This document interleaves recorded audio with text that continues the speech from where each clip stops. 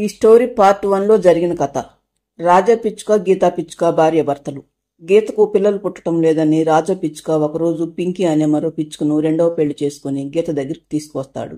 అది చూసిన గీత చాలా బాధపడుతుంది. ఒకసారి రాజా అడవిలో లేని సమయంలో గీత ఒక గుడ్డు పెడుతుంది.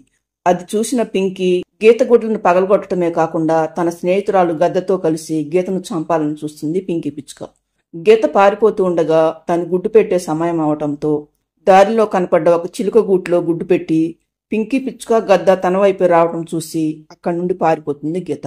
మరికొన్ని రోజుల తర్వాత గీత తన స్నేహితురాలు ఉడతతో కలిసి అడవిలో వెళ్తుండగా చిలుక తన పిల్లలతో పాటు పిచ్చుక పిల్లను కూడా పైన ఎక్కించుకుని వెళ్తూ ఉండటంతో పొరపాటున పిచ్చుక పిల్ల జారి కింద పడబోతుండగా గీత దాన్ని కింద పడకుండా పట్టుకుంటుంది.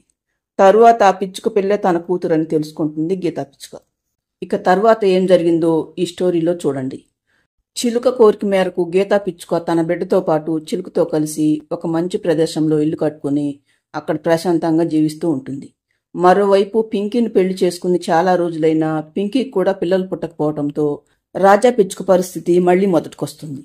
ఒకరోజు రాజా పింకీతో, పింకీ, గీతకు పిల్లలు పుట్టడం లేదని నేను పెళ్లి చేసుకున్నాను. అది భరించలేని గీత నేను లేని సమయంలో నీతో గొడవ పెట్టుకుని వెళ్ళిపోయిందని నాతో చెప్పావు. అప్పటి నుండి గీత కోసం వెతుకుతూనే ఉన్నాను. అయినా ఇప్పటి వరకు నాకు తను కనపడలేదు. తర్వాత పెళ్లి చేసుకున్న నీకు కూడా పిల్లలు పుట్టడం లేదు. బహుశా ఒకవేళ నాలోనే లోపం ఉందేమో అంటాడు రాజా పిచ్చుక. దాంతో పింకీ పిచ్చుక ఆలోచనలో పడుతుంది. రాజాలో లోపం ఉంటే ఆ గీత గుడ్లెలా పెడుతుంది? ఎందుకైనా మంచిది, తను ఒకసారి డాక్టర్ దగ్గరికి వెళ్లి చూపించుకురావాలి అనుకుంటుంది పింకీ పిచ్చుక. మరుసటి రోజు పింకీ డాక్టర్ దగ్గరికి వెళ్లి వస్తుండగా ఒక దృశ్యం చూసి అవాక్కైపోతుంది. అక్కడ చిలుక, గీతా పిచ్చుక మాట్లాడుకుంటూ ఉంటారు. చిలుక పిల్లలతో పాటు గీత బిడ్డ కూడా అక్కడ ఉంటుంది. పింకీ దూరంగా నిలబడి గీతా, చిలుక మాట్లాడుకునేదంతా వింటూ ఉంటుంది. నా బిడ్డను చూసుకుంటూ ప్రశాంతంగా జీవిస్తున్నాం చిలుక మిత్రమా. నేను ఆ రోజు నా సవతికి భయపడి గుడ్డును నీ గూట్లో పెట్టి వెళ్లిన తర్వాత నా బిడ్డ యోగక్షేమాలన్నీ చూసి దాన్ని చేసి నాకు అప్పగించావు. నీ రుణం ఎన్ని జన్మలైనా తీర్చుకోలేను మిత్రమా. నా పిల్లలతో పాటే దాన్ని కూడా చూసుకున్నాను గీత. అయినా నువ్వు ఇప్పుడు పడుతున్న సంతోషం ముందు అది ఎంత చెప్పు అంటుంది చిలుక. దూరం నుండి చిలుక, గీత పిచ్చుక మాటలు విన్న పింకీకి మతిపోయినట్లుగా అనిపిస్తుంది. అంటే ఈ గీత గుడ్లన్నీ నేను పగలగొట్టినా గాని మళ్ళీ అది గుడ్డు పెట్టి బిడ్డను కనదన్నమాట. ఈ సంగతి కనుక నా భర్తకు తెలిస్తే నన్ను వదిలేయటం ఖాయం. పైగా నాకు ఎట్టి పరిస్థితుల్లో పిల్లలు పుట్టే అవకాశం లేదని ఇందాక వెళ్ళినప్పుడు డాక్టర్ చెప్పాడు. నేనిప్పుడేం చెయ్యాలి?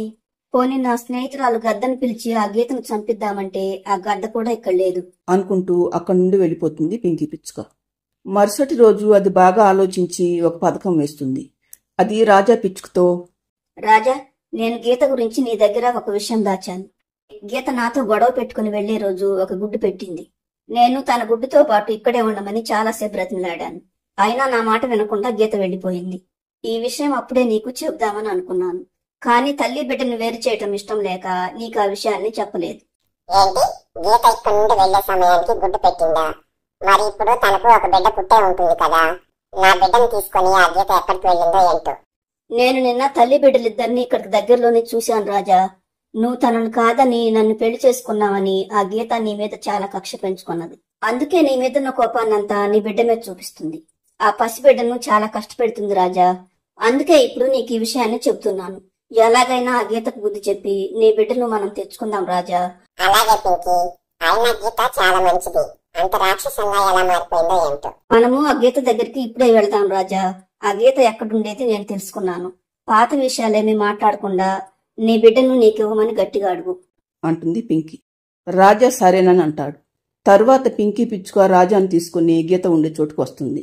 నా మీద కోపంతో నా బిడ్డను తీసుకుని ఇల్లు వదిలి వచ్చేస్తావా? అది నీకు మాత్రమే బిడ్డ కాదు, నాకు కూడా బిడ్డే. నా బిడ్డ ఎన్ని రోజులు నీ దగ్గర ఉన్నది. దాన్ని నువ్వు కష్టపెట్టింది చాలు. ఇక మర్యాదగా నా బిడ్డను నాకు ఇచ్చేయి. అసలేం జరిగిందో తెలుసుకోకుండా ఏంటి రాజా ఈ ఆవేశం? నాకు జరిగిన విషయం మొత్తం తెలుసు. ఇక నీ దగ్గర తెలుసుకోవాల్సింది ఏమీ లేదు.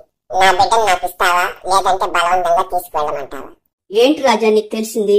నువ్వు అమాయకంగా ఈ పింకీ మాటలు నమ్ముతున్నావు కాబట్టే ఇది నిన్ను తన ఇష్టం వచ్చినట్లు ఆడిస్తుంది. అసలేం జరిగిందో చెప్తాను విను అంటూ మొదటి నుండి జరిగిన విషయం మొత్తం చెబుతుంది చిలుక. అంతా విన్న రాజా పిచ్చుక చాలా ఆశ్చర్యపోతాడు. రాజా, గీత ఈ చిలుక తోడు దొంగలు. వీళ్ళిద్దరి మాటలు నువ్వు అస్సలు నమ్మొద్దు. వాళ్ళ మాటలు కాక నీ మాటలు నమ్మాలా? ఈ చిలుక చెప్పిన ప్రతి విషయం నిజమే రాజా. దానికి నేనే సాక్ష్యం. ఆ రోజు ఈ పింకీ గీతను చంపాలని చూసినప్పుడు గీత నా దగ్గరికి వచ్చింది. తనకు జరిగిన అన్యాయానికి బోరుని ఏడ్చింది.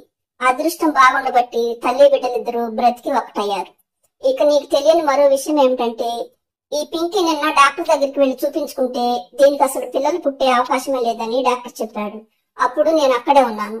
తనకి పిల్లలు పుట్టరని తెలియటంతో గీత బిడ్డను తెచ్చుకుందామని గీత మీద నీకు లేనిపోనివన్నీ కల్పించి చెప్పి ఇక్కడికి తీసుకువచ్చింది అని ఉడత చెప్పటంతో రాజా పిచ్చుకకు పింకీ నిజ స్వరూపం మొత్తం తెలిసిపోతుంది. దుర్మార్గురాలా, నన్ను ఇంత మోసం చేస్తావా? మంచికి మారిపోయిన నా గీత మీద లేనిపోని కల్పించి చెప్పి నా కళ్ళు మూసిపోయేలాగా చేశావు. నీలాంటి దుష్టురాలతో మాట్లాడటం కూడా నాకు ఇష్టం లేదు.